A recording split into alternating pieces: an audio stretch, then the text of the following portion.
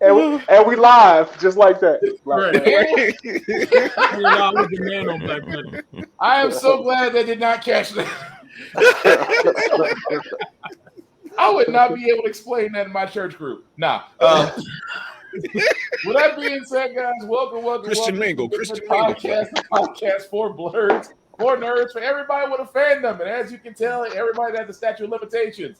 I'm one of the hosts here, Will, and of course, the man to my right, who usually has a wonderful introduction every Friday. I'll let him introduce himself. Go for it, Joe. Oh, the co-host with the shelf life longer than a Naruto flashback. It's me, Joe Keller. Not a Naruto flashback. Damn. You ain't lying. With that being said, guys, again, we do have a full deck tonight, which I'm very happy about. But let me go around and introduce everybody before we get the particulars out the way.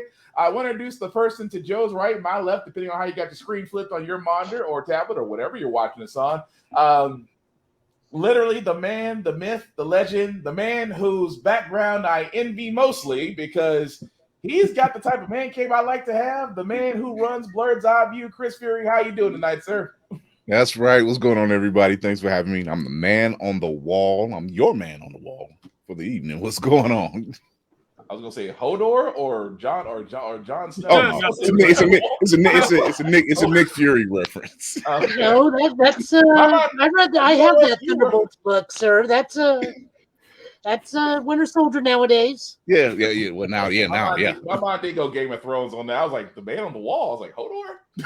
It's a little bit of everything now. Yeah. Everybody runs it. Oh, I gotta change that title. All right, copyright this title. That's gonna mess me up for a while. Also, the man to my bottom left, a man whose lyricism I am fully jealous of because the only thing I can rap is sandwiches, and this man can rap in circles around me flawlessly. Like watching it's like watching the Matrix fight when Smith does not realize he's outmatched. That's pretty much me with this gentleman. Especially with his hit Cosplay Angel, which you can find on all streaming platforms. Crazy 8 the Great. How you doing tonight, sir? I am fantastic. Thank you for having me. Oh, glad to be here, sir. Because I know you and me and Chris have talked about the Batman as far as the Batcast tonight, and I know you're gonna have some additional thoughts on it. I also want to know about Morbius, but that's gonna be a whole other story. Also, the man in the middle, who I debate with so much, but we debate healthy all the time. We debate healthily. There's healthy debates, and then you got toxic people. Now, we might be on different ends of the Snyderverse, but I respect his opinion. He respects mine. He is definitely one half of the Geek Salad podcast and has some interesting thoughts on a lot of things, but I respect him. I love his point of view on a lot of things. Are you the king? How you doing tonight, sir? Wagwan. Dylon per se. Wait, you forgot 2 more times. Dylon and Dylon. I thought it was coming. Stop fighting. What happens? Dylon. TikTok gunshot. Bullet. Oh man. And last but certainly not least, the man whose beard I wish I had. I don't know what beard care products you are using, sir, but please share for those because I'm struggling. Of course, the other half of Geek Salad, a guy who is pretty much he is the most even-keeled radio voice host that I am so jealous of because every time he talks, you keep expecting slow jams to happen afterwards. Gee, the bearded one, how you doing tonight, man? I'm good, everybody. How's everybody doing? He amped it up, though. I had to put on a show for y'all real quick, so y'all know what time it is, right? There it goes. Yeah. I'm telling you, Gee has that voice that if he has a see, I can only imagine because Gee, you're married, right? Yeah. You have very little arguments at home, don't you? Oh no, I still get them because the octave changes when it's the intents of the argument. So it changes now. I do need to know something right off the bat. There you go. Now, what day and time are you on NPR?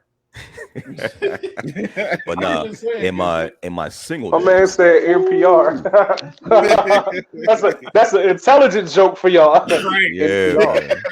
Oh god. But with that being said, guys, like I said before, as you can tell from the background, we are going to be discussing one thing tonight. It is the Batcast, as we call it, because we are going to be discussing the Batman, and it's full spoiler territory. If you have not seen it by now, I don't know what You tell got you. less than 18 days. I mean, I can't give you a spoiler warning that's almost 3 months old at this point. So, hey, if Definitely you're not still been 3 watching, months. I mean, It's been like 3 weeks. yeah, I'm like, if you're gonna be annoyed by now, it's like I can't help you, but thanks for watching. But we are going to discuss it in full detail, and I'm going to go around and because there's some people's opinions I know. I do know 8's opinion. I do know Fury's opinion. However, Joe, Artie, and Guy, I do not know yours as far as the Batman, and just to make sure everybody has seen it, I'm pretty sure more than once in this group. So I'm going to start with Guy at the bottom. Sir, just what did you think of the Batman? All right. For one, the movie is too goddamn long to sit there and not feel some type of way, be tired. Now, however, I like it because it feels like a Silence of the Lamb / a 7 take on the Batman universe, and the fact that it feels like a thriller, right? So overall, I like the movie. Could have been shorter. Hell yes. You know what I'm saying? And it's not for kids at all. So I'm surprised how much money it's made so far in the box office. But all in all, great movie. Just make it shorter next time around. Please, Matt Reeves, just make it a little bit shorter, by like 30 minutes. A good 30 minutes. Okay. Ari, what about you? Yo, my sentiments is the same as the illustrious bearded one. It was a really good movie. Definitely could have trimmed 20 or 30 minutes off of it easy. To me, top 5 Batman movies. I can't put it ahead of any of the Nolan films. I mean, that's just being honest with you. But it was good. It was good. I'm not going to hold the fact that I don't think it's as good as the Nolan trilogy against it. I'm going to just look at it by itself. It's a very good movie. It's just a little bit too long. Okay, fair enough. Joe, I know I'm going to come to you. So what do you think, sir?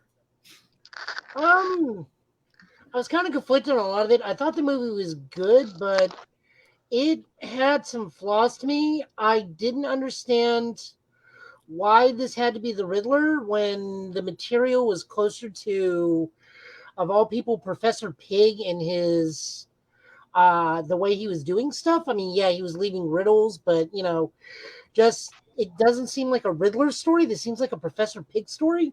Mm-hmm. And I definitely agree with Guy. It's way longer than it should have been. They could have cut out 30 minutes of this movie.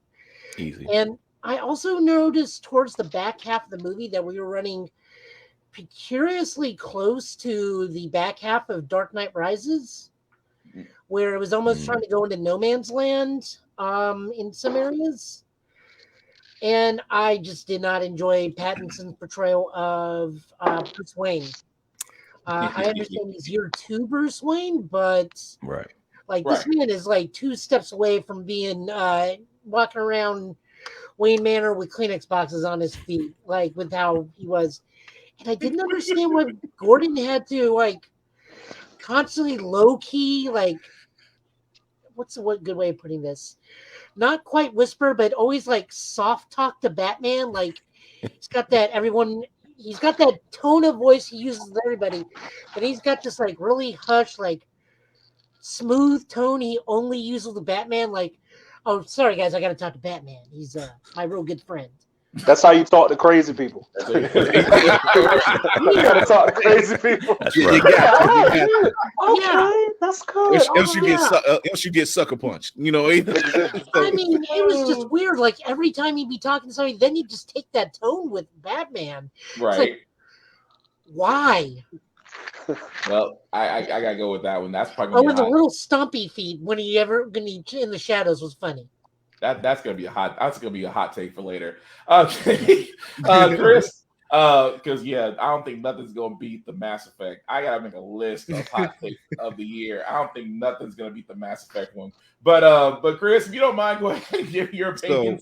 I enjoyed it. I enjoyed it a lot. Like Guy said, probably 20 minutes. It was long, but not to the point where like it was dragging. Good Lord, I could use some more Batmobile because Jesus, that was amazing. Yeah, but yeah, I liked how they did this. That last half with the flooding of the city, it did give me No Man's Land vibes, and yeah, I'm okay with, I know it's a year two, so I understand that he's not really embraced Bruce Wayne yet. I get it. I get he hasn't embraced that just yet. He's more on the other end, which he's as we all know, that's his actual persona. He's Batman. That's just what he is. So I like how they're addressing it in that way. He's kind of building to that, and with them doing it too, I'm pretty sure that the relationship between him and Alfred will improve, especially since it better because I'm sorry, you don't damn near die, and then the first thing you say is you lied to me. Hey, you son of a ungrateful little bastard. So that man is more Howard Hughes than he is Bruce Wayne. Yeah, that's true. Hey, what about you, man? What about your thoughts on it? So me, big Batman fan. I loved it. My only gripe, just watching it again, the second time was better than the first, but it had like 3 endings. It ended like 3 times. It's like every time you're like, oh man, all right. Oh, it's more. Okay. Still going? And you know what I'm saying? So it happened like that a lot, and I think that's probably my only gripe. Because I don't know, you can overstay your welcome to a degree. You know what I'm saying? With that. So being like, everybody's really scrutinizing this first one with Robert Pattinson being Batman and all that shit. Really got him under the microscope. So when you do something that has that long, or it feels that long, it allows people to start picking it apart. When if it was shorter, it's like, oh, okay, yeah, all right, cool. You know what I'm saying? And then that's it. That was like my only gripe. I love the movie. When it hit HBO Max, I'll probably watch it 2 more times. Right. And yeah. Okay. Well, since it's all around, I know for me, I loved it. I again, like Will Smith, will be going on an apology tour for Robert Patterson. Mr. Patterson, sir, I do again apologize. I judged you too harshly for being a sparkly vampire. Who knew that you could turn around and give us a good Batman? So again, I will apologize. What's with the hand, Joe? No, I knew because I saw his other movies. Okay, well, from my understanding, look, you gotta understand, my fiance is a Twilight nut, so I'm used to watching the whole. Sorry, Will. Yeah. The thing about me is, if I don't like the thing about movies like that, I just find stuff to make fun of. Like I sit there and said the entire movie. I said for a whole bunch of vampires, no one went around with the ultraviolet light. They could have ended the whole thing right there. I for a while just thought Twilight was a baseball movie because every time I saw it was always the baseball scene. Is it this what it is? Is it baseball with vampires? Wait, I'm going to tell you when I seen that first one, and this is when Redbox was just coming around. Oh yeah. Mm-hmm. And I said, I'm gonna pause this because I had work that day. I'm like, I'm tired. So I'm gonna pause it. I'll wake up in the morning. I'm off the next day. I'll watch the rest. It was a scene with the girl and her father. Yeah. And they were in a diner. So I paused it, went to sleep, woke up, still a diner scene. Play it, and I'm like, there's a lot of story that I missed. I didn't understand what was going on. And I'm like, hold on. I look at where the timer was at, and I'm like, when did I roll over on the remote for the PlayStation and laying back on it, and it's a totally different diner scene. And I'm like, whoa, wait a minute. Sounds like a wild night, Chris. That was a wild night. You didn't just go right to bed, you know what I'm saying? You and the wife got into some activities, you know what I'm saying? Like, just rolling around like, oh, fuck this movie. Just rolling around. And then only to turn around, rewind it, watch it from that point I left. And I'm like, I didn't miss anything. What the hell? And okay. So it seems we all have a certain idea about Batman. The question I did want to ask, because this kind of came out after Blurred's Eye View, in which me and 8 were all talking about this, the deleted scene. I'm assuming everybody has seen it. Yeah. So my question to everybody: do you think that scene should have been added in the movie? Would it have made it better, or would it have made it worse? I wouldn't. I'm glad. I'm actually glad he took it out for the simple fact that the Joker figured it all out. Mm-hmm. It took away from the rest of the film, and I'm like, yeah, I'm glad they didn't add that in. I like the fact that he's very scarred. Good Lord. That man is beat the fuck up. Like, you're right. Yeah, but it makes sense because it's acid burns. I'm like, yeah, makes sense. Mm-hmm. He actually he fell into a vat of acid or chemicals. Yeah. Chemical burns and everything. So yeah, I'm actually glad, but I'm glad they took that out. Okay, because he was the way he broke it down, and he was saying it's a guy. He's somebody. He's a nobody that's trying to be somebody. And he's saying all the people that's already been taken out already. And I'm like, well, he's kind of solved it for you. Mm-hmm. So. Okay. I can see that. Anybody else? Yeah, I'm glad. Go ahead, man. I was going to say, I would have actually have liked to have seen it kept in the movie. But to Chris's point, like maybe make it so his part doesn't give away the rest of the film. Like, I think it would be a dope reveal to have the Joker just appear in the middle of the movie and say something that moves the plot around without giving away the whole movie. Because, like, real talk, like, even though I think this is one of the best Batman movies that they've done, the reason I won't put it ahead of any of the Nolan trilogy is because I can't really think of a moment, maybe the Batmobile moment. That was pretty memorable. Like I feel like if we want to talk about rap, I don't feel like there's no quotables in the movie. You know what I'm saying? Like, it's good, but it ain't nothing that we're gonna be talking about for 5, 10, 15 years from now. And I think a Joker scene in the not the I'm Vengeance TikToks.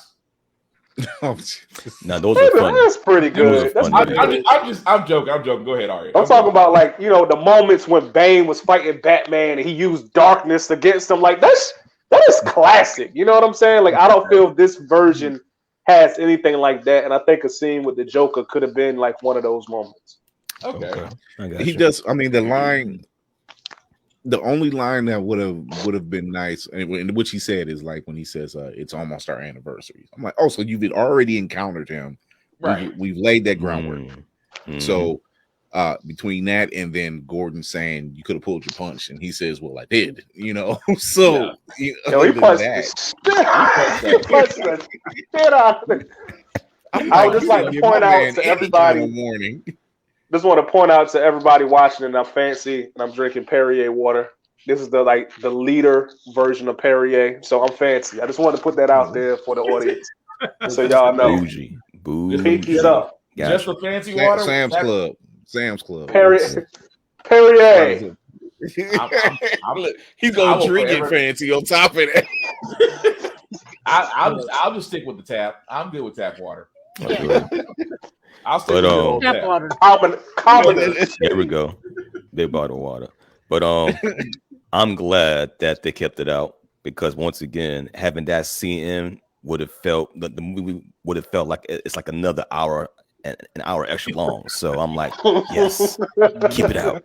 This shit don't need to be longer than what it is, man. So I mean, said. Great scene. I mean, what's the actor's name? Very simple. Cronin or right? something. But Keoghan or something like that. Yeah, like he's from the Eternals.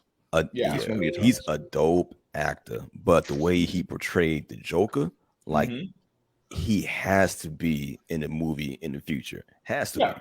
It would be a crime not to have that version of Joker, either as like a background character, just like Arya was saying, like, you know, this giving like key moments of the plot, to like, you know, keep it moving forward or something. But that Joker right there is terrifying. Just his face, his nails all bit up, the scars, the patches of hair missing. Like listen, man. Keep that Joker. We need him back, man. Okay. No, I'm with you guys. It's because I was kind of torn when I first saw that. I first saw the deleted scene. I was like, you know, I have said this multiple times. I said we have done the Joker story so many times in Batman that I want him to be more of a shadow than a main character. And Matt Reeves got it right. He made Joker. He made him still available in Batman's universe, but he's almost on the side, like, there's a reason why you won't beat him. And like you guys said, he explained play by play, this is how he beat you. And at the same time, the Riddler thinking he was, oh, I thought you were so much smarter. And, you know, I get that. And that's why I was like, you know, that makes sense to have it. But on the other end of it, it also could have been at the end, where you see the whole thing about Arkham, and he's in Arkham, and he runs as the Joker, and he says, could you use a friend?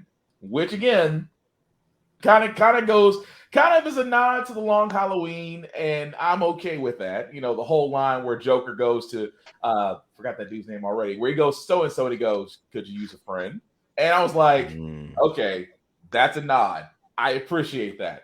So I agree with you guys. It is a scene that, yes, if it was put in there, I could see how it could mess it up. But as a lot of y'all already said, how do you mess up a 2-hour, 30-plus movie by extending it a little bit longer? But no, I thought it was pretty cool too. It's just the fact that, you know, that is the most terrifying, intense Joker out there. And as long as he's a shadow, which goes into my next question for you guys. Oh, I'm sorry. Did everybody get to answer that before I move on? No, I didn't. So yeah, I'm glad it got taken out, and the only reason I'm glad it got taken out was because I still feel like the world might have a little bit of Joker exhaustion. So like, I didn't even feel like the small scene that he had at the end was necessary. You know what I'm saying? Like I felt like for this first run, we shouldn't have had no mention of Joker whatsoever. Okay. You know what I'm saying? And you could have did a subtle hint like they did with the Nolan trilogy. All we saw was a card. We didn't have to see Heath Ledger until he hit the, you know what I'm saying, he hit the screen, or he was, you know, going to be a major plot point. It wasn't until I found out that, you know, they're planning on doing the Arkham Asylum spinoff on HBO Max 2 that, you know, now I'm like, okay, that scene is cool to be there now. But because at least you won't be in the movie like that. Yeah. But to REA's point, I see why he says that's like when you think of Christopher Nolan, how he introduced the Joker, like he gave him his literal monologue from the first scene, which you know, that imprints the Joker as far as in Nolan's world versus the Joker you see now, which I could agree with you on. It's like, you know, we don't need to be introduced to him, and I'm okay with that. Because the Riddler, how they made him in this was just, I like the fact that he wasn't a psycho. He was cerebral. Like everything he said it wasn't just a play on words. It was literal, even to the point to where he says, bring him under the light and I'll snuff him out. Literally. Yeah. It's like everything was always that point. I would have loved to see Riddler go through a few more people before he turned himself in.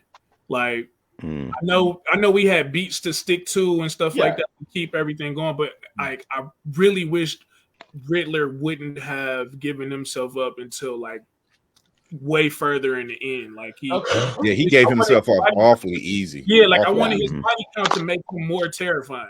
I wanted more riddles to be, you know what I'm saying? If I had to need something from this movie, I would have loved Riddler to shine even more than he did, because I felt like it was cut too short just to have him later on becoming friends with the Joker in Arkham. You know what I'm saying? It's like, oh yeah, well, let's put him in here early because now, we get to set this up later. And it's like, I'd rather he just been this movie's villain the same way Ra's al Ghul was for, Batman Begins. Right. Yeah.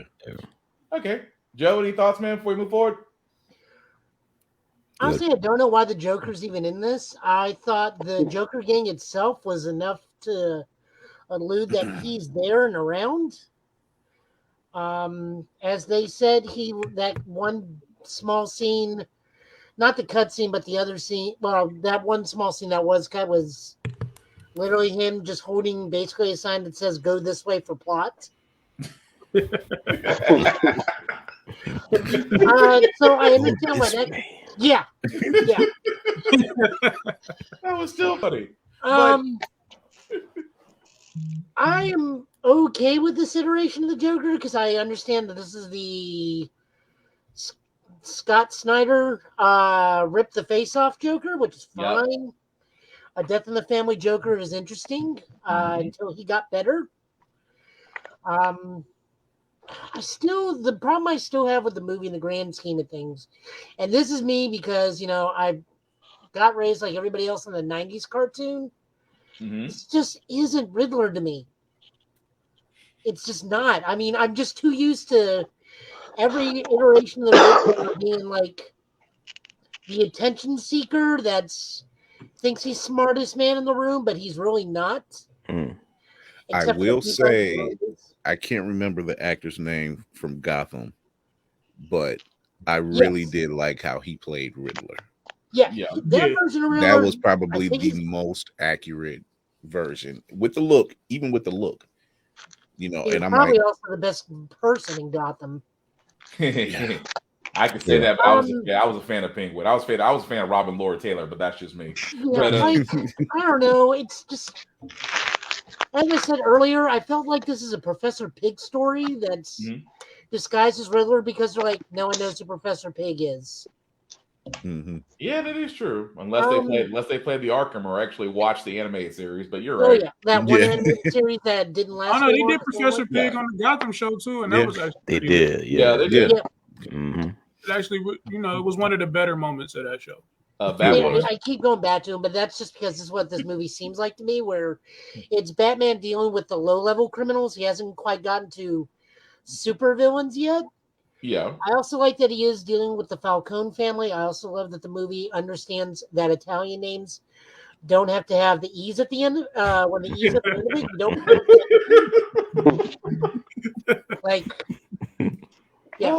I'm so tired of everyone saying Falcone family. It's like, this is the Falcones. Falcone. Well, although John Turturro was the smoothest gangster. Never thought that would work because when he showed up on the screen, I laughed, and then as I'm like, oh, he's really not being funny right now. Right. He's one of those actors though. He can do both. You know what I'm saying? Kind of like a Jason Bateman. You know what I'm saying? Like Jason Bateman, he could do either one. I had to go back and watch Ozark. Everybody was talking about Ozark. I went back and watched. I was like, okay, I see why everybody. When you can take him away from being that straight laced, every guy. Yeah. Oh, he is almost on some Breaking Bad stuff. I was like, dang, like Walter White. That's like Walter White. I love Ozark, man. I was going to compare him to Vincent D'Onofrio. Hang on. Say it again, Joe. I said I was going to compare him to Vincent D'Onofrio. We can either get Ed from Men in Black or we can get Kingpin. That's true. Wait, what'd you say? I'm sorry. What'd you say? Because you and Joe were talking at the same time. I was trying to catch what you said too, Abe. Oh no, I said Jason Bateman's level of sarcasm is superior. Oh God, yes. There's nobody is more sarcastic than Jason Bateman. But if you just turn this around and everything, that's perfect. It's the way he delivered it, because then you don't even know it's like sarcastic until afterwards, and then you gotta think about it real quick. Like, now I want to fight. Yeah. But he going out the room by that time. Yeah. I should have stole on him, but I won't quick enough. But I have to give Joe credit for this because he actually brought up the next point I was going to ask about. Because about, not saying it's believable Riddler. It's funny because the Riddler from Batman Forever, Jim Carrey, was asked about the Batman, and he was worried, quote unquote, it's a very dark version. I have mixed emotions about it. To each his own. And I love Paul Dano as an actor. He's a tremendous actor, but there's a spot of worry in me over the gaffer taping people's faces and encouraging people to do the same. Some sickos out there might adopt that method. I do have a conscience about the things I choose. I know there's a place for it, and I don't want to criticize it, but it's not my kind of thing. It's very well done. Those movies are very well done, as they were asking him as he was doing the Sonic the Hedgehog 2 promotion. So if you had a choice of Riddler, whether it's Paul Dano's Riddler or Jim Carrey's Riddler, who's the better Riddler? So I don't think Jim Carrey, that version, I don't think that works in 2022, especially with the dark tone of DC movies. I can't see. Too campy. Yeah, exactly. But here's the thing, though. If you look at what Paul Dano looks like, you take the trash bag off and you look what the actor actually looks like. You just slap that man in a smart green suit, and you have the Riddler. You don't have this trash bag looking dude that's wandering around in the movie. I honestly wonder. Suit. I dig the fact that there was a small Easter egg that the glasses were Jim Carrey's Enigma glasses. Yeah. Okay. Look at him in the tuxedo. Down here, over off to the side. Oh, you talking about this? Yeah, right there.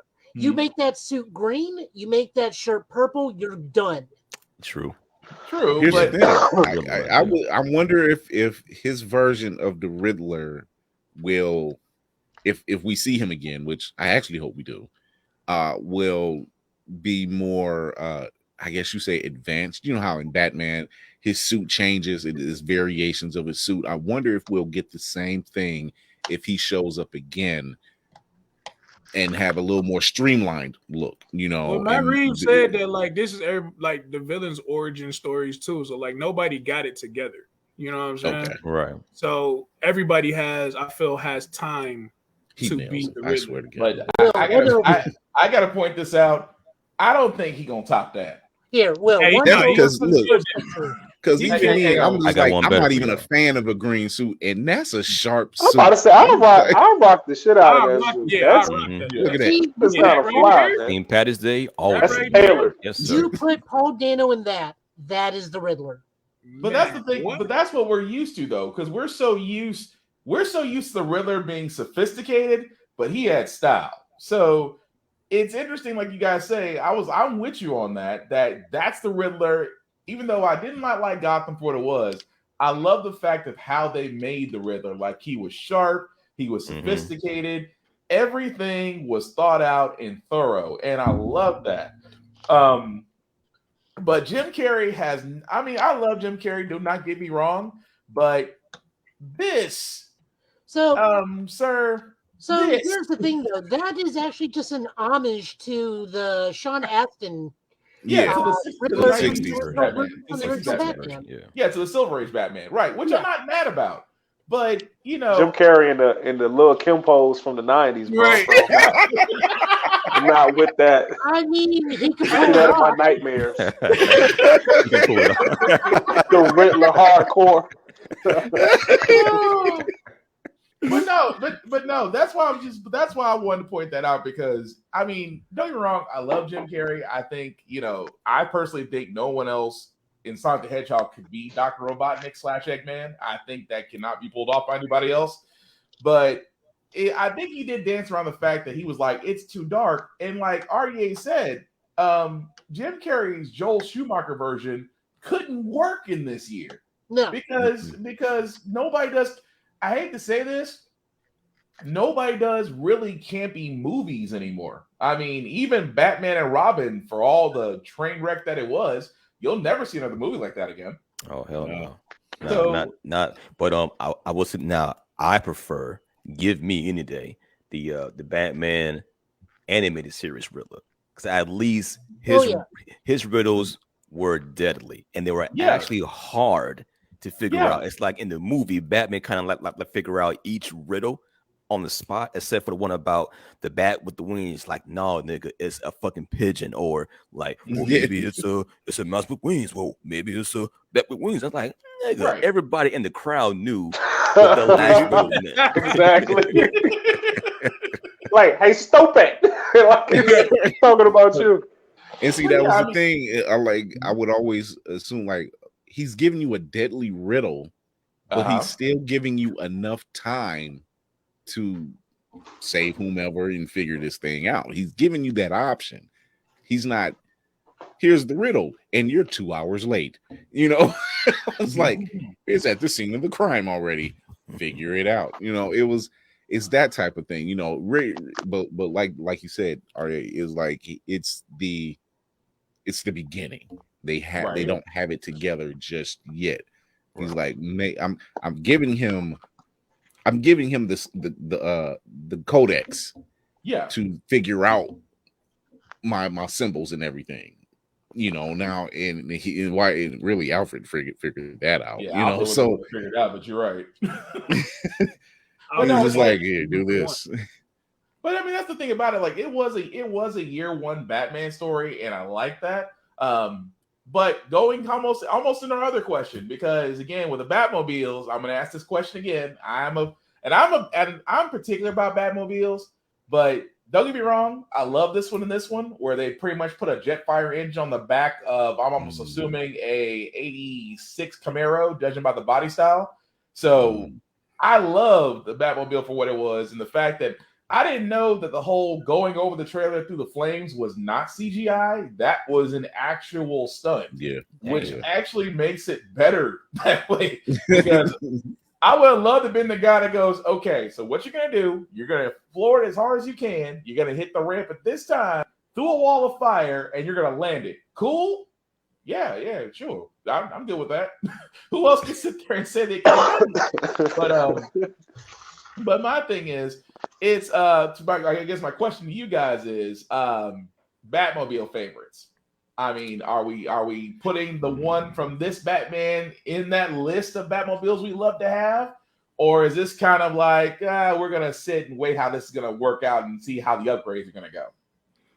I'll go with the Nolan's Batmobile, just because the fact that it can break apart, and then you got that fucking motorcycle come out from the front of the joint. Yeah. So that's perfect for me, man. All right. Are-ye? For me, the not the original. It's not even really the original, but the original when they started making serious type Batman movies. The Batman from the Michael Keaton Batman, that joint from 89. Okay, so the 89 okay. It was kind of like the Corvette joint. Like, to me, that was like the quintessential Batman, but not that one. The one from Batman Returns, where like the joint would come out and it would just be like the center part of it. Yeah. To me, that's like the craziest Batmobile.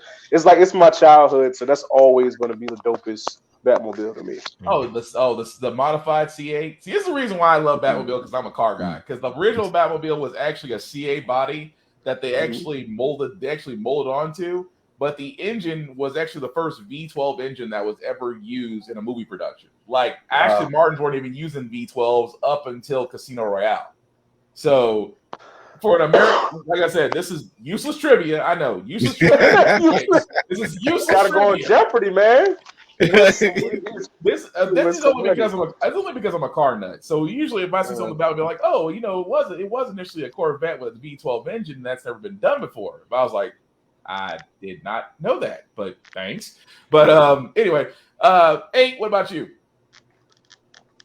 Was the Batmobile from the 90s animated show pretty much the same version or a close version to the 89 version? Somewhat, yes. It was close. Yeah. And they both was long. Animated joint to this day. The 90s animated joint is always my joint to this day. And I don't think he's ever actually wrecked that one, has he? No, he is not. No, it actually was normal everyday car in Batman Beyond. Yep. Sure did.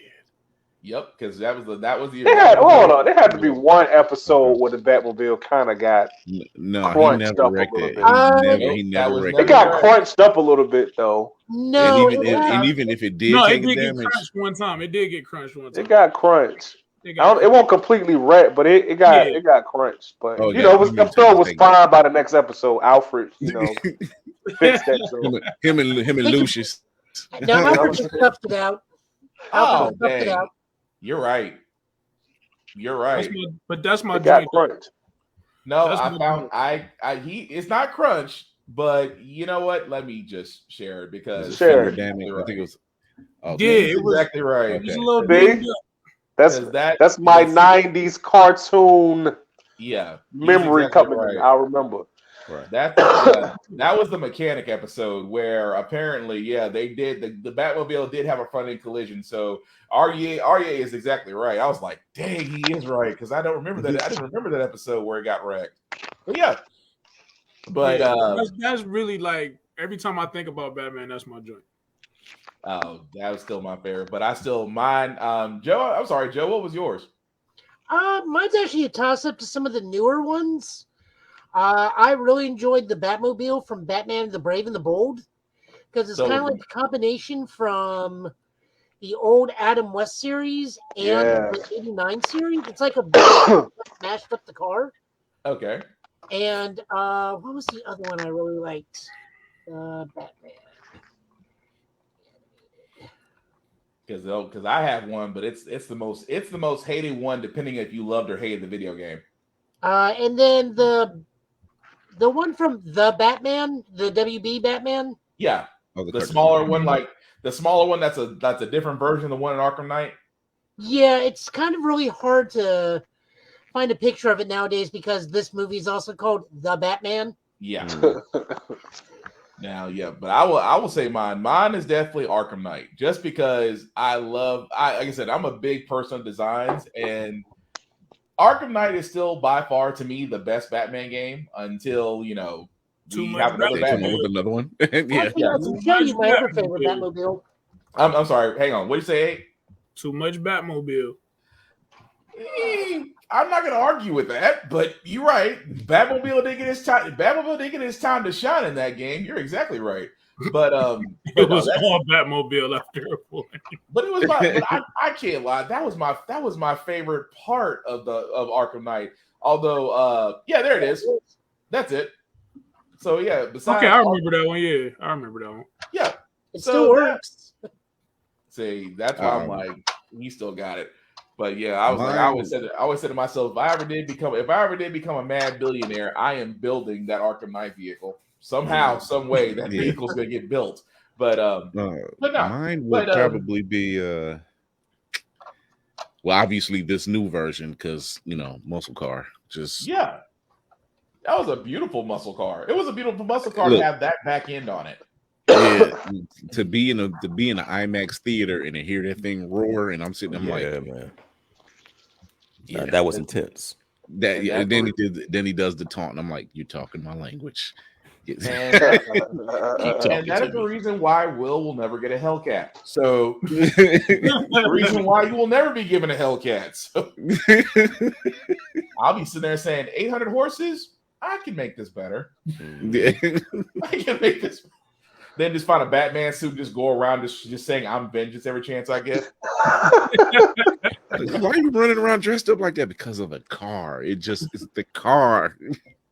I know I dig that though. But moving on, but I do gotta ask this question too while I still got you guys. So I think we're all in agreement that for better or for worse, the Batman movie isn't bad. And we already know that there's going to be sequels coming. That being said, if you are Matt Reeves and this is basically your universe, who would be the next villain you would choose? Oh, that's easy. Keep in mind, this is DC. Nothing's linear. You have already established that Joker's a part of it, but he's in Arkham in the shadows. You've just now captured Riddler, who's sitting in Arkham with him. And if you guys remember, there was 4 other, they did pass 3 cells. And if you paid attention, there's 3 specific things they showed in each of these cells, which already tells you that either A, certain people have been caught, but they choose not to mention them. So I just want to ask you guys, y'all be in the director's chair, who will be the next villain? Oh, can I take this right off the bat? Yeah, go for it. Considering what the tone of this movie was going for, I want to continue this tone. Mhm. Let's move into body horror. Let's make him fight Man-Bat. Ooh, Okay. like a nice horror movie almost. I like Yeah. that. Yeah, that's dope. Make it a Man. horror thing. Make it a horror detective movie. Just let it be Man-Bat. Yep, Okay, because I like that. you can also introduce 2 other characters through Man-Bat too. Yeah, Killer Croc and Mhm. I guess Clayface. Clayface can be Clayface Clayface. needs That to would be be like dope. his own thing entirely. That can work. Yeah, but he can still be. That's still a link to Man-Bat. You're right though. Clayface can be linked to him.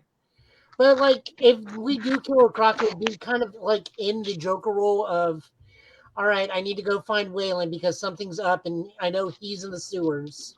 As long as it's So not maybe he Suicide can Squad. point the direction. I mean, to a lesser degree, maybe you could do Solomon Grundy, but no, I would roll in with Man-Bat. You know what I want to see? Movie- I want. Okay, good, Joe. No, go ahead. I was gonna say I want to see Talon. That's who I want to see. Ooh, you I want want them. some I want to Owls. see them do the Court of Owls, man. That would When be you're talking about if they did a Court of Owls Batman movie, that would have the potential to be the best Batman movie. If they do it right, that had the potential to be the best one ever made. And I think they kind of laid some groundwork for it in this latest movie because, like, it's this whole, you know what I'm saying? Maybe you don't know your dad as well as you thought you did, Bruce. You know what I'm saying? So it's kind of, you got little, bits and pieces and Easter eggs in there for the Court of Owls. So I would love to see Talon. I think that would be dope. Well, They that would be- that were would be leaning. They something were different. leaning that way too. Man, that was. Actually, because keeping it in this vein, like Joe said, I'd like to see Victor Zsasz become more of a threat. Took mine. you You took mine. Yeah. I love to see Zsasz be more than the dude he was in Birds of Prey. Or Yeah. Yeah. you know what I'm saying? Yeah. Like he need to be redeemed after that one. I mean, on top of that, they make him a punching bag in Arkham. He is literally just like, oh, here's a tutorial. It's Victor Zsasz. Right. Mhm. Yeah. Chris, Yeah, what so about you? I'd love Yeah, to see him eight be way more like sinister and like turn this into a slasher film for real. Yeah. You know what I'm saying? And have Batman take down a literal serial killer who, you know what I'm saying? Just it fits. It Okay. fits. Okay. I mean, yeah, you're right because it does still have that. It has that. What made Batman so great? It wasn't the action; it was the story, and the story was very heavy narrative driven. It was on the clue side of the game, and Victor Zsasz, he is about clues, especially when from the animated series, from playing, trying to find him in Origins and Asylum and City. Oh yeah, from the telephone calls and shit. Yeah. That was hard. That was Like dope. if they bring that back to the movies, that might be kind of dope. Like you got to be by the payphone. Yeah, Mhm. and just giving cryptic stuff. This woman on said street does not know she will die tonight. It's like, Right. It's like, where is she? Well, you have to find her first, which I hated that on Hated Arkham that. City. I hate that with a passion. Oh, I hate it with a passion. That's a dope story beat though. That's a dope story beat for a movie, I feel. Cool. Well, since eight took mine, and I can't use Hush, I would probably say Black Mask. Okay, Okay. I can see Since that. there's now there's a literal power vacuum left. Yeah, They can in bring the him in. underworld. and they can bring in Black Mask to step in. I can see that. Yeah. I got two. The first one, I would say bring in a proper Deathstroke because I can only imagine there would be like tons of action in the next Batman movie, right? Right. Or find a way to bring in the Red Hood. Oh, so you're gonna go straight to it. You're gonna go. Do not pass from right past the Death in the Family, going to Red Hood. I say why not, man? I said maybe the Red Hood isn't one of the Robins, but maybe somebody close to Batman. Like the At some original, point. because like the original Red Hood, where it wasn't just one guy, it was just Yeah, a guy. the Red Hood gang. Yeah, it was outlaw. Yeah, there was a Red Hood Mhm. gang pass. They were just passing around, so you never knew. Yeah. Right. Okay. I like that. You look lost in thought over there, man. I was thinking about how, G messed me up when he said Deathstroke, because I was like, yo, how has nobody used that for like a porn name before? It's like that would be like the perfect porn name. Like, oh, that hurt. Big Black Booty 69 starring Deathstroke. Oh, you know what? I don't see how that's happening. I think because DC will be looking for that. DC will probably be looking for that and going, no. Nope. That's ours. It's like, oh, that's funny. Y'all took all the good ones. Y'all took all the ones I was going for. I said, God dang it. Because I would say Mad Hatter, but Batwoman kind of ruined that for me. Dang. If I was going to go with anybody, because I don't want to say Clayface. Condiment King. No, I'm just wait. I'm sorry. What did you say, Chris? Condiment King. You know what? Just to see him say, "Beware, take my mustard, you fiend." I just want to hear that line just one time. Take this mustard, you fiend. Fam, can you imagine how mad you would be if somebody just sprayed you down with a bunch of mustard and ketchup? You gonna smell like the ketchup will rinse out quick, but you gonna mustard is hard to get out. Mustard shower, you're gonna be smelling like mustard for a solid. You know how mad you would be, like, fam. I'll be ready to take that man off this earth, bro. Like, listen, man. I used to work at McDonald's, and me too. And I would come home smelling like pickles. So imagine there was like a pickle man villain, and all he did was just throw pickles at you. You would be mad as hell. Like, it's man, just annoying at that point. Like pickles for a week now. So with the rumor going out, do we think that Mr. Freeze could be done in this universe in the new grounded way? Because I feel like Freeze is a super villain. You know what I'm saying? This world, to me, I find it hard pressed to try to put super villains in this world. I can see that. I can see him being introduced, but there's to a point, and like, this is Victor Freeze. He's a top neurosurgeon, whatever, and he's practicing with the cryogenics and all that other stuff, but like cutting edge cryogenics. But I know what you're saying. Like but think about the freeze rate and the suit, like, you know what I'm saying? Like, you could do it. You just gotta like scale it down and make it very, very street level. So like the suit, it ain't gonna be big. Like, don't think the Arnold Schwarzenegger suit. Think of something that looks like tactical military now, and he needs it because he got this condition. And then the gun is like a modified military weapon rather than this big giant freeze bazooka. You know what I'm saying? Like, I could see that. You know what I'm saying? But definitely not the Arnold Schwarzenegger version of it. Like they did with Electro for No Way Home. Yeah. They modified the suit just enough where this makes sense for him to wear something like that. And they explained it, which I like. I like when they explain, what happened. They took me a second. Freeze, they have to be very careful because that character became so endeared to everybody because of the 90s. Yes. Right. Yes. That I don't think they can approach it any other way than having to just retell Heart of Ice. Like, they really have to. They'd have to. Back to Will's thing, we are missing a villain that could be perfect for this series. And be one of the most dramatic villains they can post. Oh, and that's Scarface.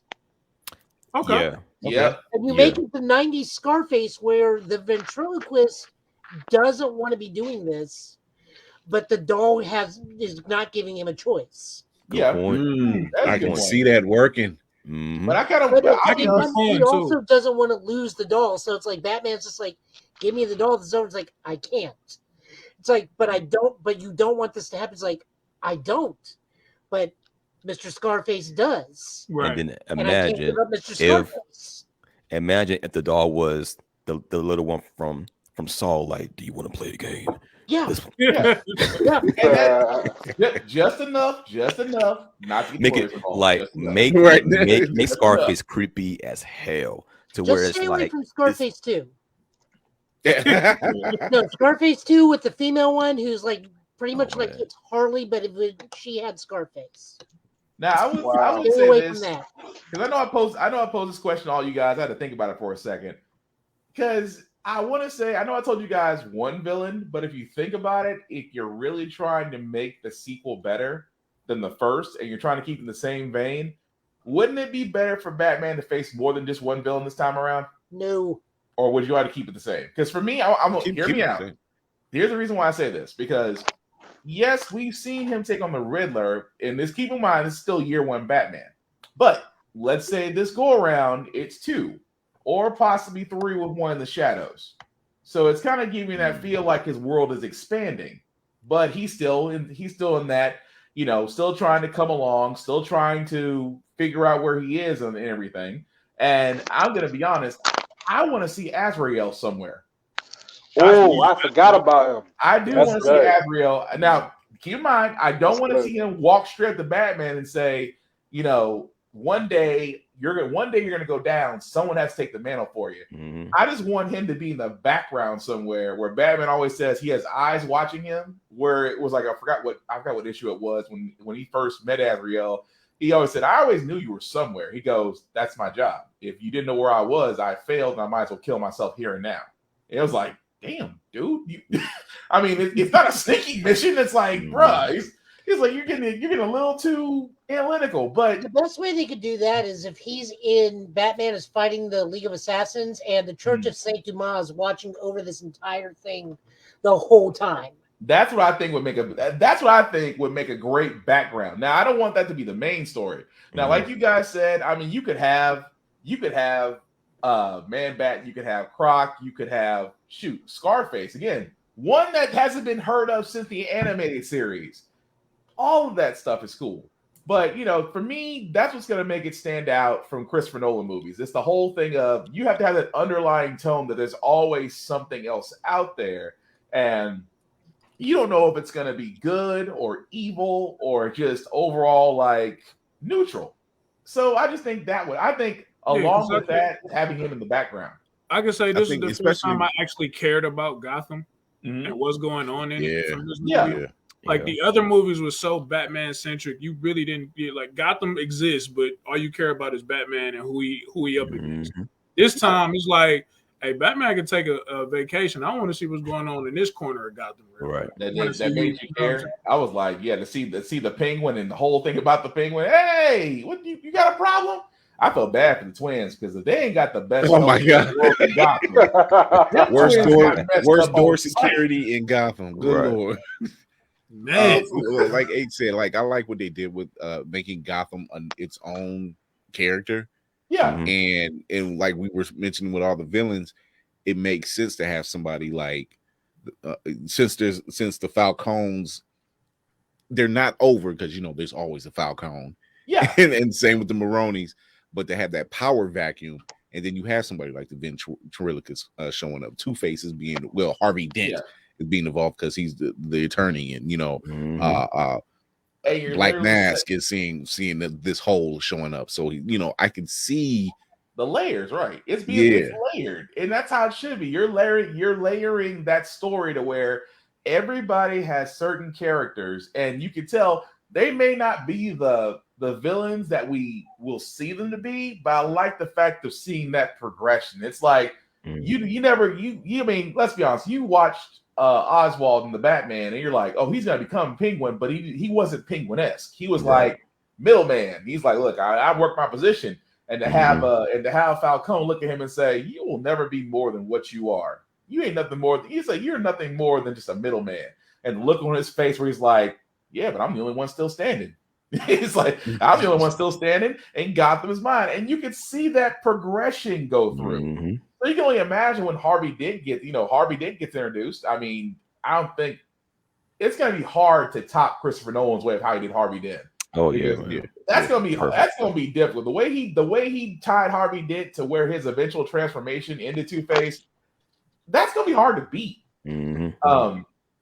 And then not even thinking about the fact of, if they do eventually still do those sprinkle shades of Joker, we eventually have to see a Harley Quinn. So it's going to be interesting to see how she gets introduced. And, eventually Dick Grayson's going to get introduced and so on and so forth. But like you guys were all saying, if it's layered properly, I think this could set up for the next trilogy. Could I have Captain Clown instead of Harley? Whoa, deep cut. Deep cut. Oh, I still want the Condiment King. I'm not gonna lie. I just want I need to have the Condiment King. Days. He runs a villain bar in Central City. Out of the Condiment King. The Music Meister. Yeah. Neil Patrick Harris would do that. And it has to be Neil Patrick Harris. He'd do that in a heartbeat too.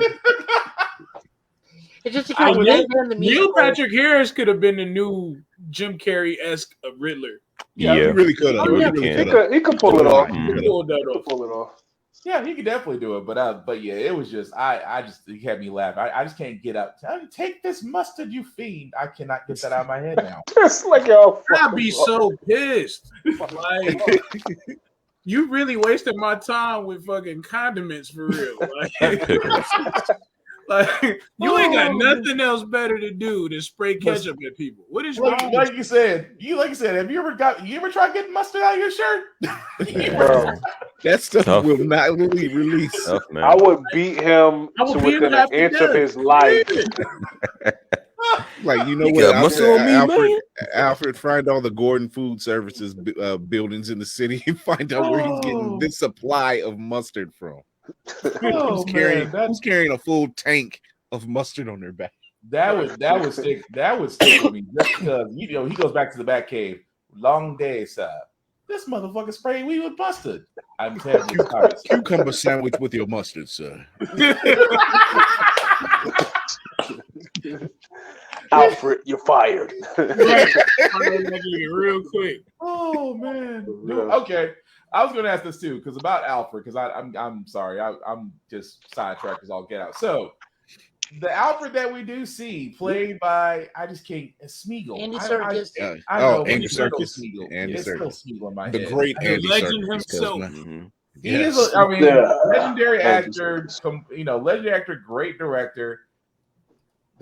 I'm sorry, I had to say it once, but. Do we rank him up? Even though he only had one movie, keep in mind he's had one movie.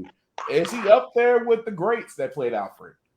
Every Alfred is great. Every Alfred there's not. I've never been different. I've never been disappointed with none of the Alfreds. Just they always, no matter how far back of a character they play, it plays a main component, and you're never really disappointed with the Alfred. The Alfreds from the like Batman and Robin films and Batman, when it was found out he had the same disease that Nora Freeze had, the collective, not him, like the collective.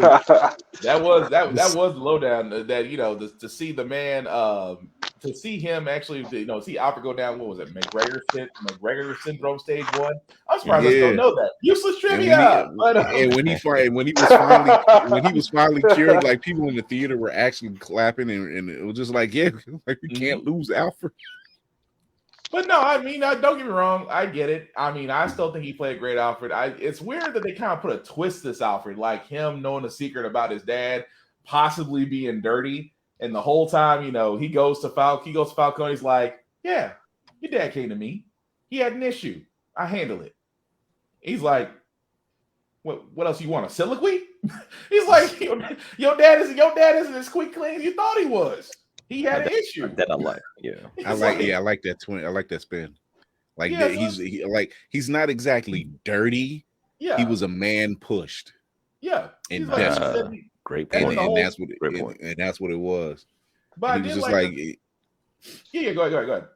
Oh yeah, and that's what he was like. He was a desperate man. And it was like, I kind of see why he did what he did. Like he didn't want his wife's name smeared through the mud during his campaign. He was trying to do the right thing. He was trying to create this program so everybody can be.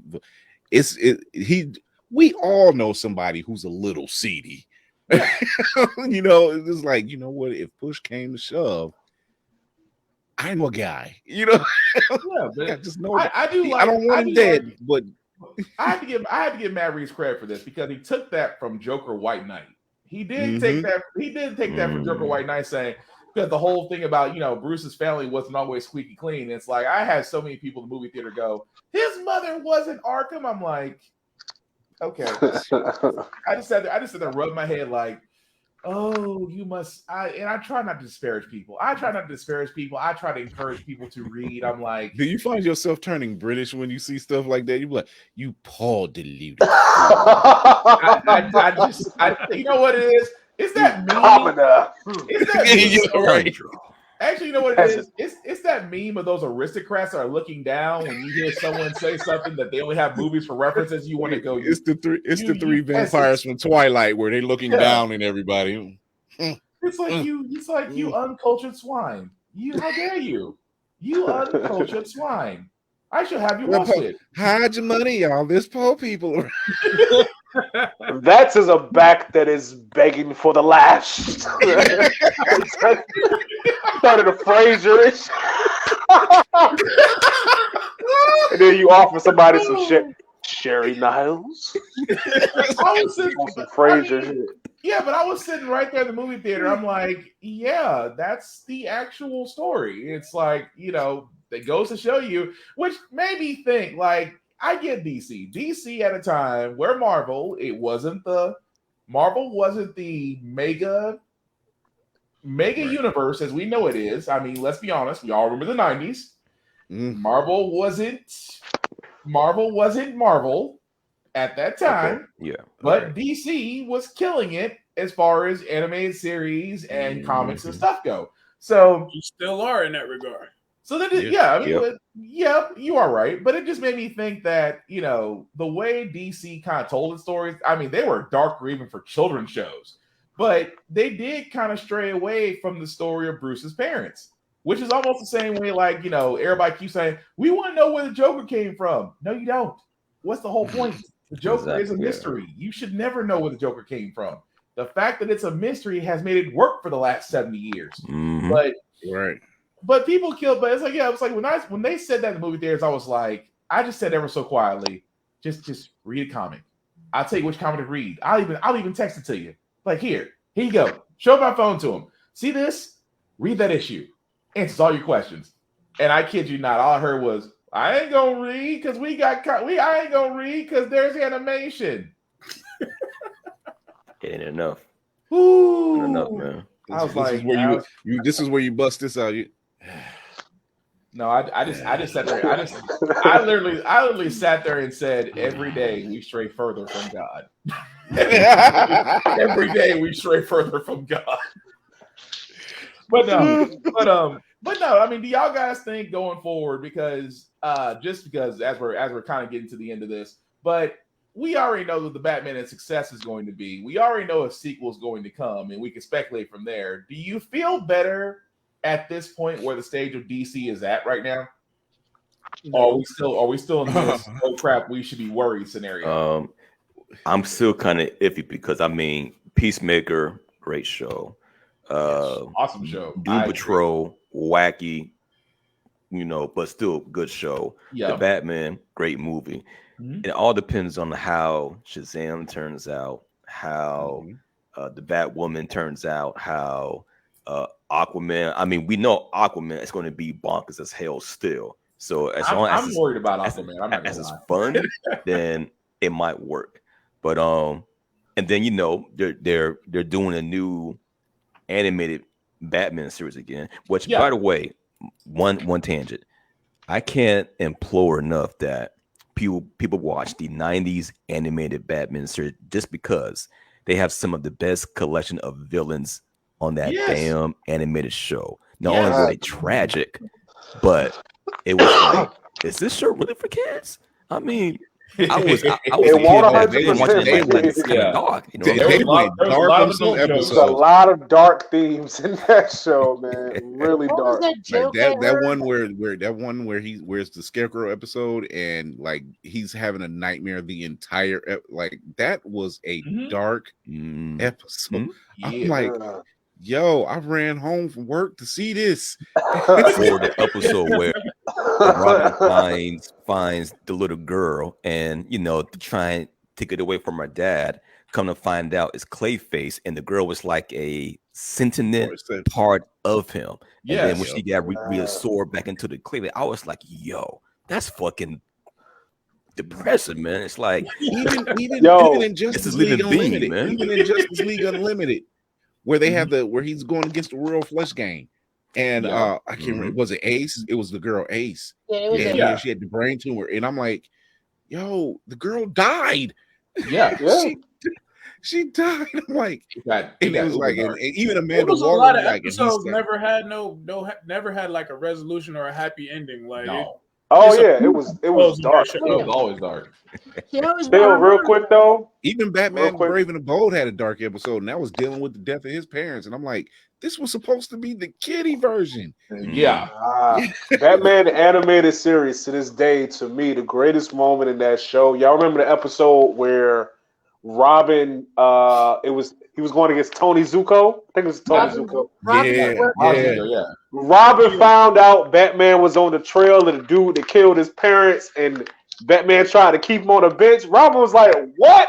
Robin got on his motorcycle. It's like the whole episode is going, and you just see Robin doing all this great stuff on his motorcycle. Like at one point, he goes under a 16-wheeler while still driving the motorcycle. Yeah. Bro, he comes in at the end. He just grabs the dude while the motorcycle is still. I was like, man, that was like my favorite moment of the whole series. Where Tony Zuko.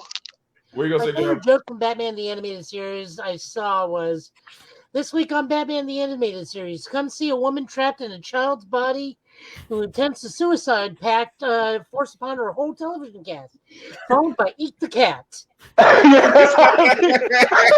God, I remember that. Hey, Eat the Cat. Your girlfriend is kind of beautiful. I was gonna say fat. You remember that? He's really. He's always fry his girlfriend for being fat. He had like a real big girl. Eat the Cat. Like I don't know why I remember that, but I do. We're right though. I mean, during the 90s, there were a lot of dark episodes. Mine is still the Mad Hatter episode where Batman he had Batman literally thinking he was Bruce Wayne, and Batman had a literal mind fuck where he's like, I'm not Batman in this one, I'm Bruce, and then only come to find out that Mad Hatter was like, I wanted you. He's like, Mad Hatter was like, wait a minute. So you offed yourself in your own personal fantasy just to wake up because you couldn't stand being Bruce Wayne? It was kind of funny where it's like where he thought that Mad Hatter figured out. He says, no, I gave you the life of the most perfect person in Gotham just to get rid of you. I was like, that's messed up. That's a little messed up. I still think the original Mad Hatter one was probably a little worse because of the implications of what Hatter was wanting from that woman that was Alice. Yeah. There's a lot of on that one. I think that's why they will never do Mad Hatter in anything outside of that series, is because there are too many implications with that character that they cannot use him. Well, technically, they can't use most. He is a plot device nowadays. It's like, I need my control tech. We just can't do a Mad Hatter story because of what he represents. I was gonna say it's no worse than Ezra Miller right now, but I mean, you got. I mean, you just don't take Mad Hatter to karaoke. That's all you got to do. Just don't take Mad Hatter to karaoke. They should have just used Grant Gustin. Now I'm just saying that right now. At least, something. Well, but they also had some really good ones. I mean, they were all great, but like the one where that time, like all the villains are together, and they're like, the time I almost got Batman. Yeah, I love that episode. Yeah, that episode was fire. That nigga Croc was like, so I hit him with a rock.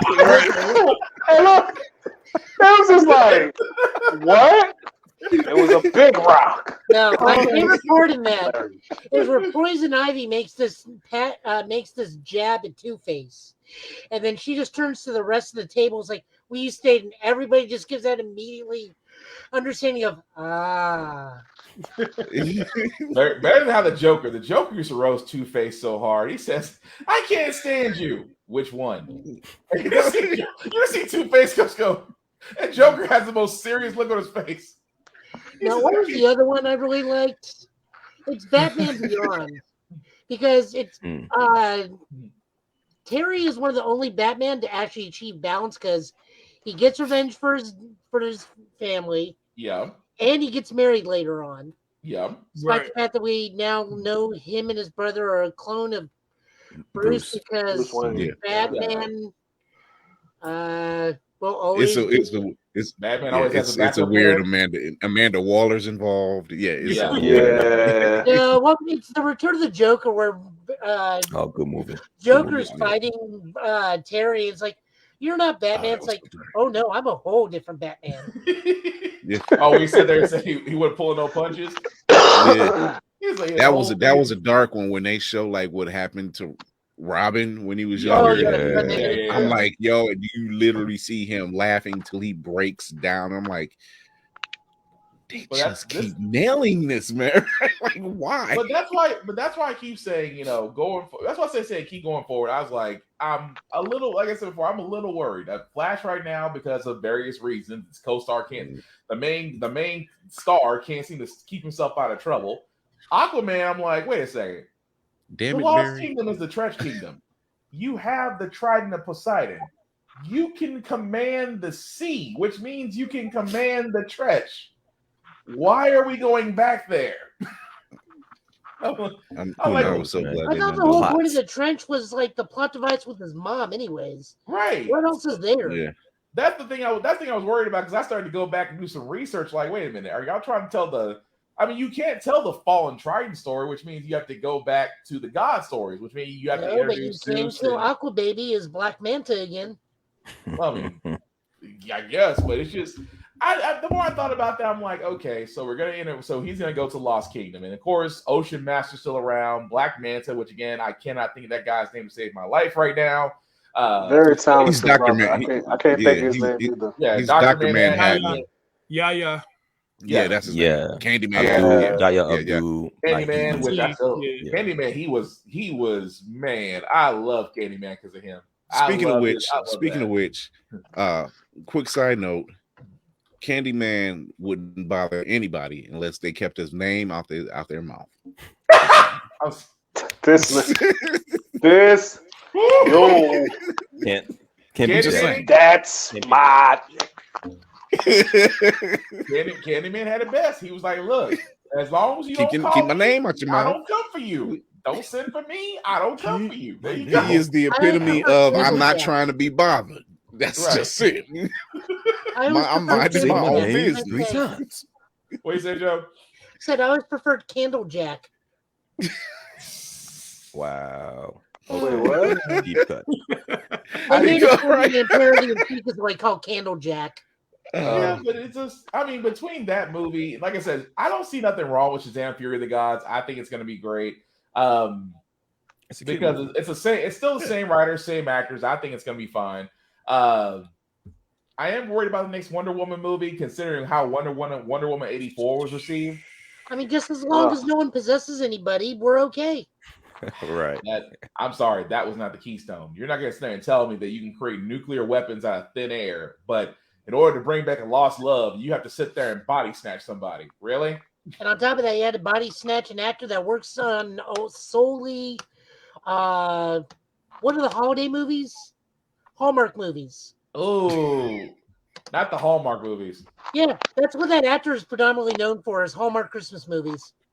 Well, I can't say nothing. They must be paying well, because you see a whole bunch of. You see a lot of them, right?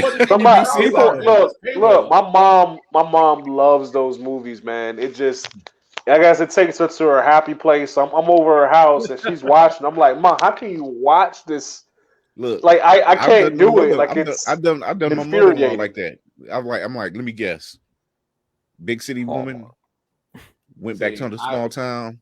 Yeah. Exactly. She Lifetime movie She original. gonna fall in love. You fall know, in love. That Her does boyfriend have- from the big city decides to change his mind and come win her back. Doesn't I work. mean, She's Chris, stuck you between the did just two. describe half of Wonder Woman 84 right there. Yeah. that is true. I wish I could say Just, that. My mom just change watched- up the dynamic, change up the background. It's probably the same story. I mean, just make 84 Gal Gadot was- blonde. You'll never know the difference. Or the I've fact seen that, one. like, I've seen one movie she could change fly that in dynamic, and it was on. It 84, was on. but Yeah, couldn't fly back then. Yeah. right. But I seen I one dynamic change, and it was a movie on Sci-Fi. It was around Christmas, and it was around Halloween, but the movie took place in Christmas, but it was around Halloween that it was actually aired, and it was like a Hallmark movie, but it had a horror twist. So like the girl went back home and seen the love of her life or her old love and everything else, and it was a demon that granted her the wish. But in doing so, it was killing everybody around her. But it was like campy. It was really campy. Okay. And the only way she could do it was like she had to find the demon again and say like take the wish away or whatever. And that sounds like the box on a low budget. Like you press this yeah, box, well, it's Sci-Fi Channel, so you know. Awesome. we're talking about the channel that gave us Sharknado. So yeah, it was definitely a low budget. Chris, are you sure you just didn't see Ernest Scared Stupid? I've seen Ernest Scared Stupid. I would watch Ernest Scared Stupid just because Jim Varney, the milk. Yo, when I was a kid, that was my guy, bro. I don't know why I found him so hilarious when I was a kid, but I just did. It messed me up because when I was like 11 or 12, like right before he passed, I saw something that he did, and he was like talking all proper and stuff. Yeah. I was like, wait a minute, why is he not talking like? I've been deceived. Hollywood. Like that was my introduction to. If it wasn't for Jim Varney, I would never have drunken so much Purity chocolate milk. And there's an actual Purity factory here in Tennessee. That literally and figuratively I have been to more times than I've been to a theme park. And I cannot tell you that even in my refrigerator right now sits a thing of Purity chocolate milk. You gotta let it go, man. you gotta let it go, Will. That whole line in the prophecy always gets me. It was like it'll stop with the mother's love, and he really realizes what he needs to do. And I'm like, did he just kiss a troll? Yeah, on the mouth. That was still know what I mean, I will say I am looking forward to Black Adam, mostly because I'm a huge JSA fan. Well, this way with the Rock putting all this behind it, it better be I'm scared for it. It better be epic for it. I'm a little bit scared for it too, man. I'm a little bit. He's the only one hyping it up. Yeah, right. But don't get me wrong about The Rock. Almost everything he's done outside of maybe 3 questionable movies. If you look at sales. 3 questionable movies that didn't do well under him, but everything else has been stellar. I mean, nobody talks about Faster, nobody talks about The Rundown, and nobody talks about. Those are fun to watch. Actually, Faster was really good to watch. I don't know what that was. Faster was pretty good.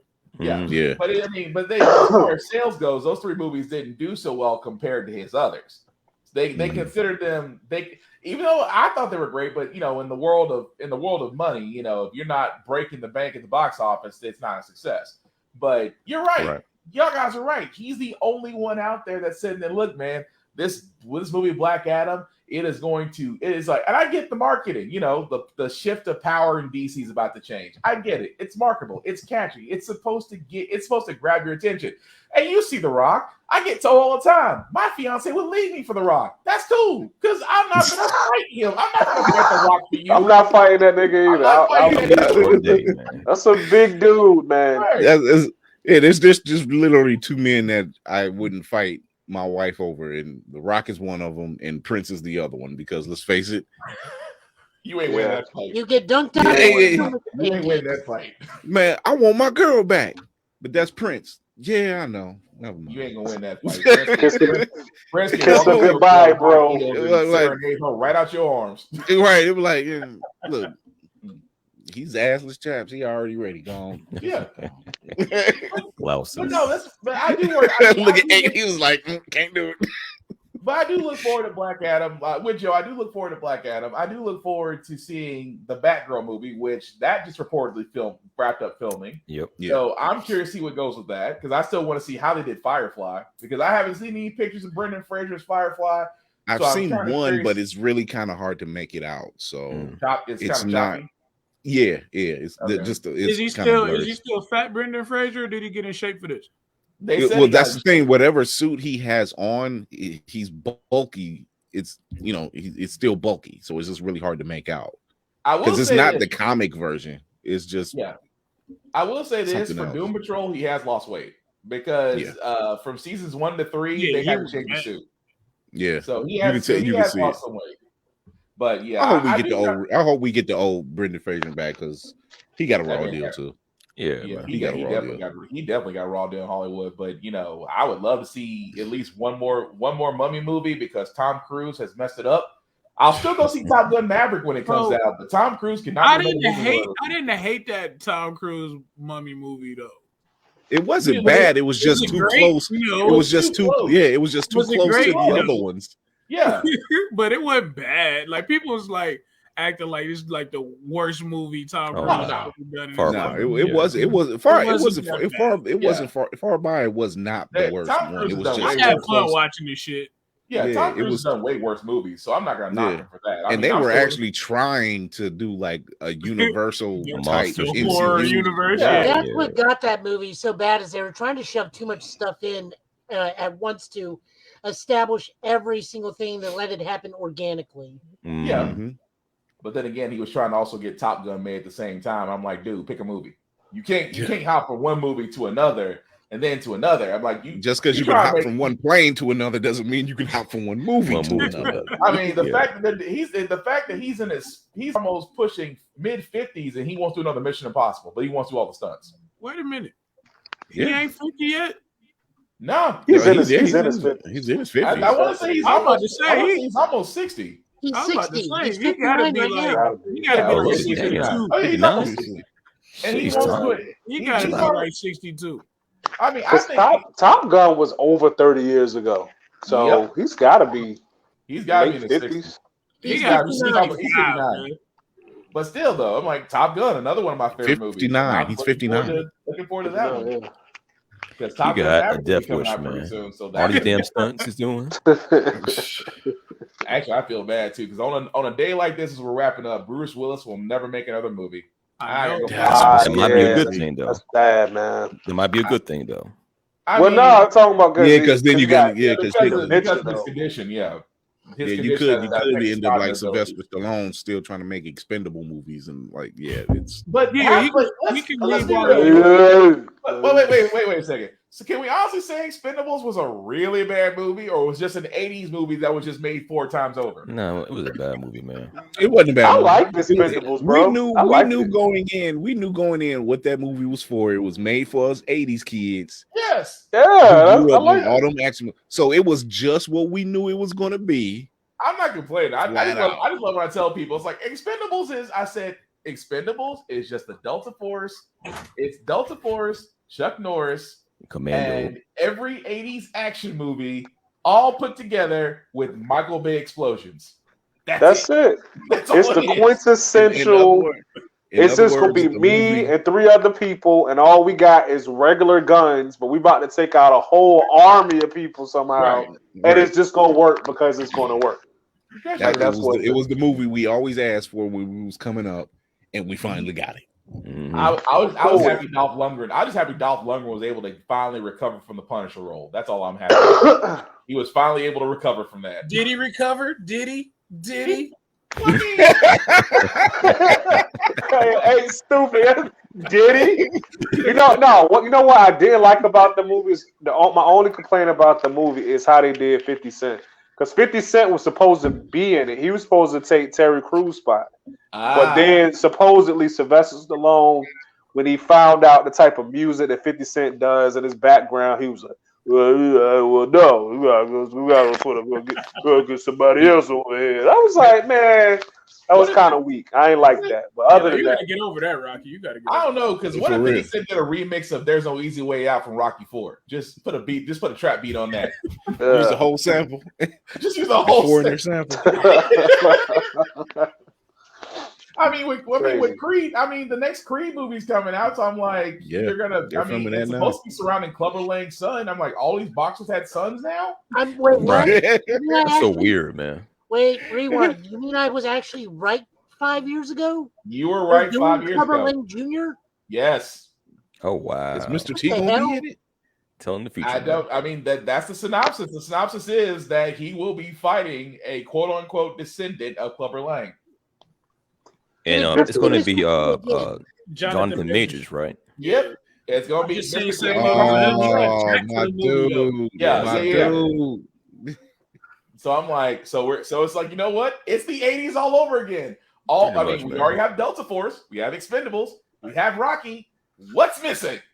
American Ninja.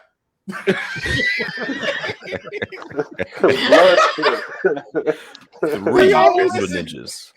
Give us one good American Ninja, and we have successfully completed the 80s. Facts. They already did the 18. Yeah, they already did the 18. They already did Ghostbusters. They've done Predator.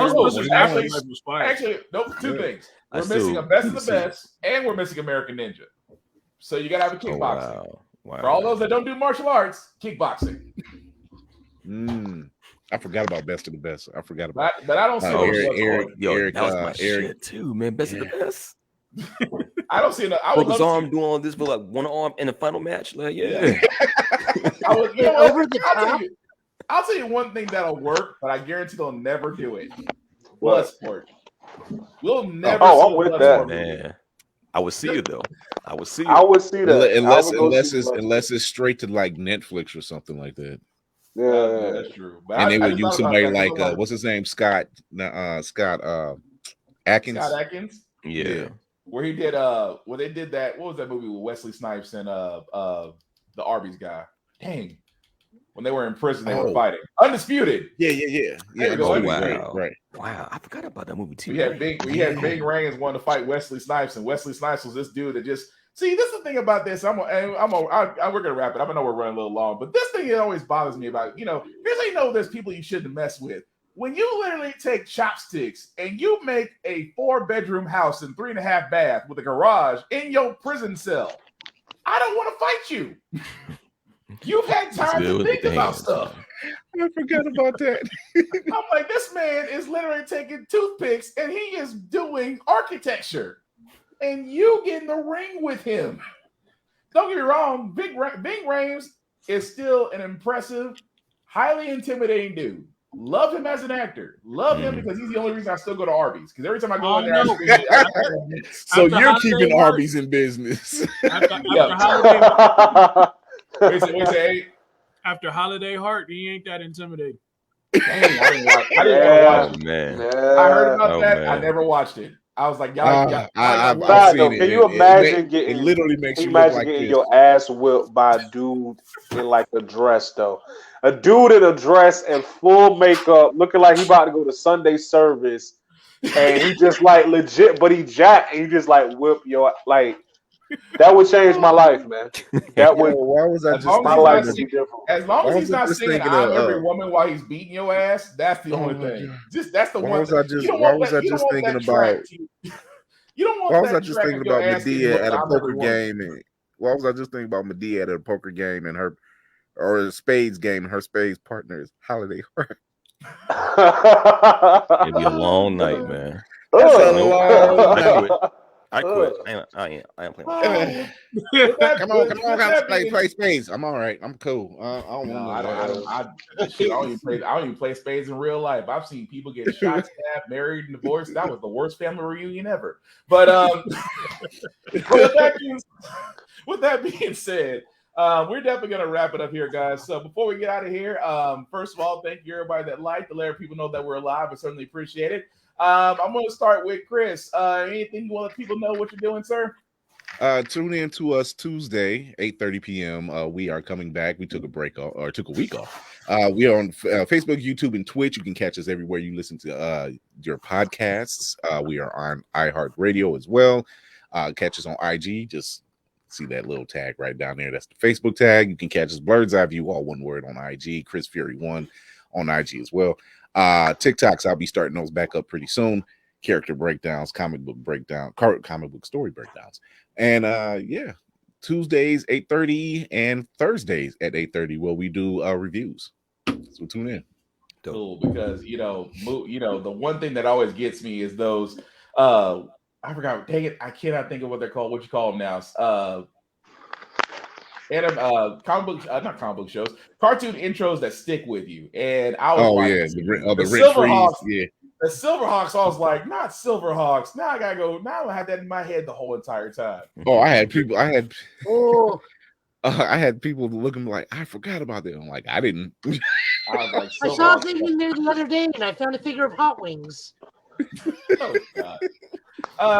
Anything you want to let people know what you're doing, man? Yeah, man. Check me out on all social media platforms at Crazy8 the Great. Crazy, the number 8 THE Great. There's only one of me. You can't get another. I just dropped the Atomic Punk music video for the Atomic Punk comic. I also have Between Magic and Dreams, the theme song for that novel as well. Shout out to my dude Brian D. Covington. The animated album is out on all streaming platforms with hit singles like Ultra Instinct, Cosplay Angel, things like that. And yeah, man, see me soon at your nearest comic convention. Cool. Yeah, because Cosplay Angel, dude, I said it once and I'll say it again. If that is not the go-to at the HBCU con, that is a disservice. I'm gonna be dead honest with you because I'm like, I heard that the first time. That's actually how I come to know about you. That's all. It's like, oh, if this is not played for every, and I'm sorry, I'm just gonna be very. Every black girl that cosplays, fine or not, I don't care about your shape or whatnot. If you cosplay, in my mind, you are a brave soul. You should be respected. You should be honored. You should be loved. Facts. But Lord, if you could fill out a suit. Good God Almighty! I know I'm gonna get trouble. Oh man. I'm gonna get trouble with that one later, but I don't care. He got some top tier ones in there, and I'm like, yo, oh Lord! But I knew every last one of them. Nurse J. Becky, you lucky son. Anyway, Gee, what you got going on, man? Hey, what's up, y'all? So this is G, the bigger 1.5 of Geek Salad. So yes, you can always follow us on Instagram. We just reached 6,000 followers. So want to thank everybody once more for following our Instagram page, but we're also on YouTube as well. Link is in the bio. But we also are doing IG lives every Friday around like 7 p.m. Sometimes Thursdays, but we're always trying to reach out to the culture. Anybody that wants to be on the lives, we just want to invite more people into our world. So yeah, that's what we're doing. All right. What about you, sir? Listen, the dude with the silky voice said it the best. You know what I'm saying? That's my guy. My guy just explained everything. Geek Salad, everything. Check us out on Instagram at Geek Salad Now. Subscribe to the YouTube, youtube.com/Geek Salad. And yeah, it's kind of hard to beat. I wish that I can get down to Gee's level, his monotone level, where it's like, well, let me tell you something. Let me tell you what we're trying to do. I can't do that without hurting my voice. He comes off the bat and says, I just want to let y'all know I be excited in the morning because that's how I sound when I first wake up in the morning. But after I talk for like a solid 10 seconds, it's gone. G just sounds like that all the time, man. It's funny too because every time we have girls on the show, they're like, "Oh my god, his voice! Oh my god!" They hear G's voice. That's why I said, like, I'm not. I'll be like, "Boo, he all right, boo." That's why I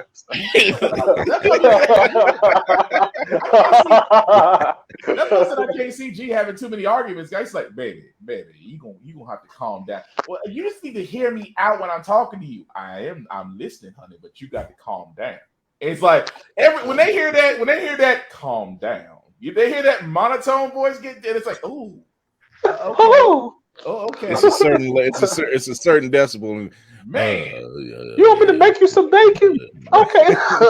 it's that decibel level where it's that decibel level that he has where I guarantee if he says something, that woman just goes, oh, you know, the shoulders relaxed, you know, the chest kind of comes up a little bit like, yes, sir. I'm sorry, man. Surprised the amount of proposals that I get at work. You know, you got a girlfriend. I thought you were going to say online. Did you marry at work? Online, but at work. But anyway, and of course, not stay off, man. I got my new drawers on. Stay away. Okay. And of course, last but certainly not least, my co-host Joe. What you got going on? You let people know about, sir. Oh, right, me. Yeah.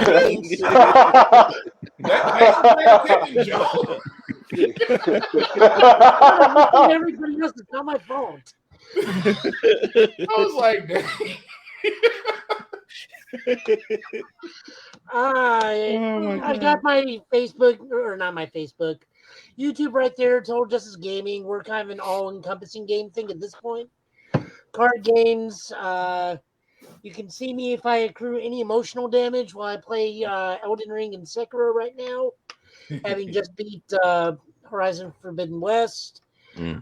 Sunday nights, you can tune in on there and catch Shadow and I as we do our comic show straight out the box. Head on over to Twitch. I'm streaming most nights, not most nights this week, but most nights I'm on there streaming, like I said before, Elden Ring over at Joe Italian last name. Not too much is going on outside of that. It's still too early for con season, so I think the next time I'm getting out and doing something like that's June. My buddy's getting revenge on me, so I have to go see Morbius tomorrow night. Ooh. Hey, hold because I made him go see we're going to talk about that. Hold this, please. Hated it. Hold it. Hold it for a second. Go and finish, Joe. No, that was it. Because I know we're going to talk a little bit about that. Not to the point to where it's going to be spoiler, because I'm going to go see it too. But before we get into that, also, guys, of course, me being the last person, yes, you can find me my IG at BlackFox447. I'm on Instagram. Please follow me there. I do give reviews of video games, movies, television shows, of course, gym stuff, because I do a couple push-ups. Also, at the same time, guys, I am all about positivity and encouragement, because we have had a rough couple of years. So in 2022, I am all about trying to help people, find your passion, find your fire, find your creativity, find what makes you happy, find, something different to where it helps your mental, it helps your physical. And that's really all that I'm about. And of course, the link tree that you see at the bottom, guys, basically you can copy and paste that into your browser. We'll take you to our link tree that has the YouTube and Facebook groups for all of our podcasts. How the Frack We Got Here, Git Bit, and of course, Y'all Limits Podcast. And just follow us, because like I said, I love the community that I find myself in, and meeting folks like Chris and Joe and Eight and RE and Yee and many others that like I said, we're all basically just doing what we love. And that's what I love. I love having folks that can come together and show their talents and have discussions, have off the wall discussions like we do, and that just always makes me happy. Aside from getting me to get my hair retwisted, because I look like an escaped slave right now. But that fresh retwist hit different, bro. It hit different. I feel bad for the person I'm about to go to tomorrow, because she's gonna look at me and say, "You should have been here months ago." I was like, "Yeah." You don't cuss you out. Yeah, I'm gonna get cussed out as I pay her, but I heard that's marriage. But that also being said, last thing, because I know Eight, you see Morbius, Chris, Joe, I know you guys are gonna see it tomorrow. Are y'all still gonna go see it, or are y'all kind of skipping it? I'm gonna skip that shit, bro. I'm not gonna go see it. Like, I used to be like, yo, just because everybody says it's whack, I'm still want to just reserve my opinion. Like, nah. Like 9 out of 10 times when everybody says it's whack, it's usually gonna be whack. So I'm gonna wait for it to come out on the streaming service and watch it. All right, Yee, what about you? Yeah, I'm gonna wait. It's the same thing with the Dark Phoenix the last X-Men movie. To this day. I've never seen it, and I refuse to watch it. So Morbius, your spirit and soul. You are doing yourself a favor, sir, by skipping Dark Phoenix. Joe, Chris, real quick, what are y'all's expectations for seeing the movie tomorrow? I have to because I made a man see what do with me. I damn near could have played a tumbleweed sound. So I put it to you like this. I've gotten this feeling before about certain movies, and I should have just listened to the feeling. But at the same time, being in the field that I'm in, I bite the bullet for y'all. I said the same thing about Batwoman. I bite the bullet for y'all. That's why I'm the man on the wall. I gotta do the job. I got to see it through. I got to see it through. Oh, Will. Yeah. Check the AEW page. Check the AEW page on Instagram or doesn't matter. Okay. It doesn't matter. I was like, okay. I'm afraid to ask what happened because considering it's WrestleMania weekend, but okay. But hey, I know you've seen it, sir. So if you don't mind giving us a 60-second non-spoiler review of Morbius, sir. Trash. That's what I said to Wonder Woman 84. I said the same shit. With the Goldar suit? The Goldar suit? Yeah. Right. Trash. This is my only gripe I'm going to give you. Okay. Because there's several, but I'm going to give you this one. How we got a movie about vampires, right? Okay. And you don't see no blood. Wow. The whole movie. If I cut myself right now, it'd be more blood than that was in the whole movie right now. See, hey. So does that mean he has little sucker hole hands from the 90s? From the Spider-Man animated series. I need plasma. Yeah, please tell me. Hey, please tell me there's at least one joke about that. Damn it, my night's gonna be terrible tomorrow. You see, that's why I'm afraid for the new Blade movie. Like, and we can't get decapitations or some motherfuckers every once in a while. It's going to lose. All right, so check this out. With Disney Plus now doing the TVMA rating section that you can do for everything, so that's how like all the Defender shows is on there now. Mm-hmm. Yeah, it's a good chance we can make this happen. It's a good chance we can make this happen. I mean, we got to see a fair amount of blood in Moon Knight on Wednesday. Yeah, that is very true. Still more blood than in Morbius. See, which I'll be reviewing next Thursday, the first 2 episodes. So nice. Yes.